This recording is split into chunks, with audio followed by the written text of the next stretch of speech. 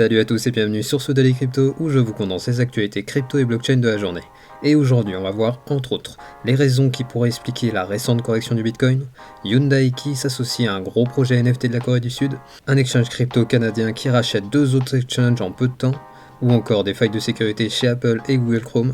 Bref, je vais vous parler de tout ça et du reste des actualités de la journée.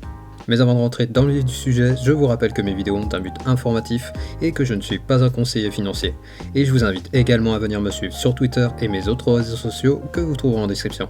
Et bien sûr, si vous appréciez ce format, pensez à défoncer le pouce bleu et à vous abonner pour être notifié dès que je sors une nouvelle vidéo, pour ainsi être au courant des dernières actualités du monde crypto.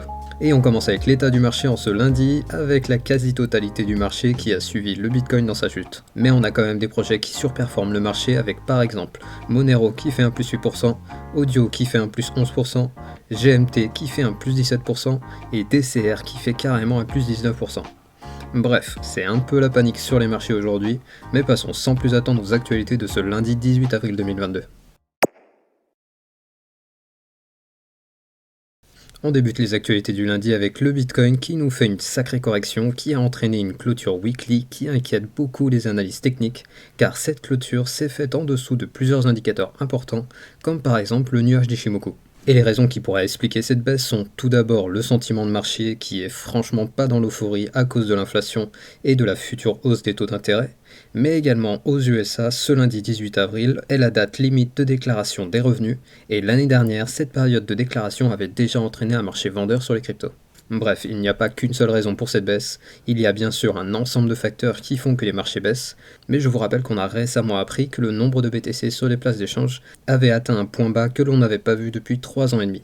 Donc en gros, alors que la panique s'installe sur les marchés, on a les gros portefeuilles qui croient en l'avenir de Bitcoin et qui sont là pour le long terme, qui sont en train d'accumuler et se préparent pour la reprise haussière qui finira tôt ou tard par revenir. Parlons maintenant partenariat avec la marque automobile Hyundai qui a annoncé un partenariat avec le projet NFT MetaKongs. A savoir que ce projet NFT possède sa propre collection qui comprend 10 000 NFT qui sont basés sur la blockchain Clayton, qui est une blockchain sud-coréenne qui se spécialise dans le développement des métaverses et NFT. Et je précise que d'après le classement d'OpenSea, le projet MetaKongs est le projet le plus populaire de la blockchain Clayton.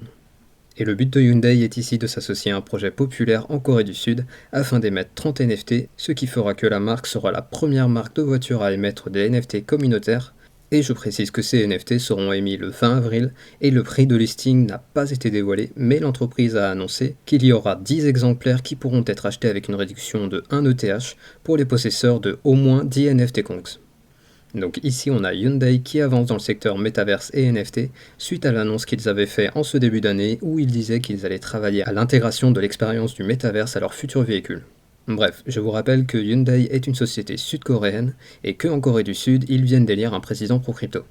On a donc ici une preuve de plus que les mentalités sur les cryptos et NFT en Corée du Sud est bien différente de la mentalité en France ou ailleurs dans le monde. Et en parlant d'acteurs qui croient en l'avenir de ce secteur, on a aujourd'hui Wonderfy, dont Kevin O'Leary est l'un des investisseurs stratégiques, qui annonce le rachat d'un autre exchange qui se nomme Coinberry pour la somme de 38 millions de dollars. A savoir que Wonderfy est une société qui fait le pont entre les finances centralisées et décentralisées, et ils avaient déjà racheté l'exchange canadien BitBuy il y a quelques semaines. Et aujourd'hui, ils s'offrent la plateforme Coinberry et leurs 220 000 clients. Donc il semblerait qu'avec l'appui de Kevin O'Leary, l'exchange Wonderfy a pour ambition de devenir le leader du secteur crypto au Canada et pourquoi pas un des leaders mondiaux.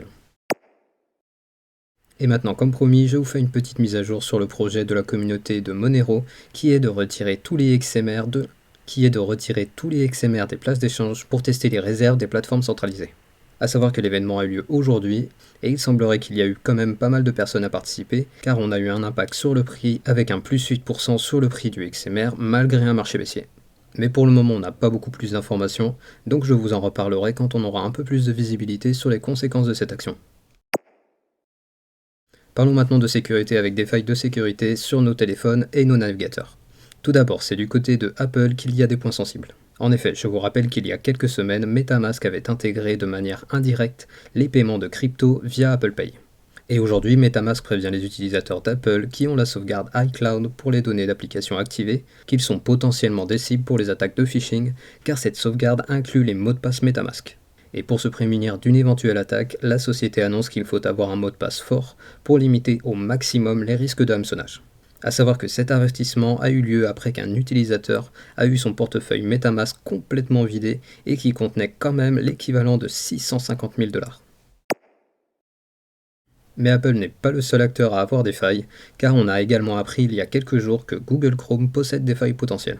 En effet, l'ancienne version possède une faille qui est potentiellement utilisable par différentes attaques, et c'est pour cela que la société a déployé une nouvelle version du navigateur qui corrige cette faille. Et je vous rappelle que cela touche tous les navigateurs basés sur Chrome, donc si vous utilisez Brave ou encore Opera, pensez à bien vérifier que la dernière version est installée. Et comme d'habitude, restez prudent car je vous rappelle que c'est toujours le Far West dans le secteur de la DeFi.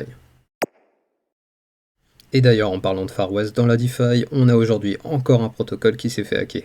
En effet, le protocole nommé Beanstalk, basé sur Ethereum, a été victime de hackers qui ont volé l'équivalent de 78 millions de dollars en ETH. A savoir que suite à l'attaque, l'ensemble des ETH ont été migrés vers le mixeur Tornado Cash, et les hackers en ont profité pour faire un petit don de 250 000 $ à l'adresse de soutien à l'Ukraine dans le conflit en cours. Bref, les attaquants ont eu l'âme d'un Robin des Bois en redistribuant une infime partie des fonds à une cause qu'ils ont voulu soutenir, mais pour le moment rien ne dit que l'Ukraine conservera ses fonds volés. Et finalement le protocole a précisé qu'il y avait de fortes chances que cela signe la fin de leur projet, et que les personnes qui ont été impliquées dans cette attaque ne revoient jamais leurs fonds. Et on finit les actualités du lundi avec le flash du jour.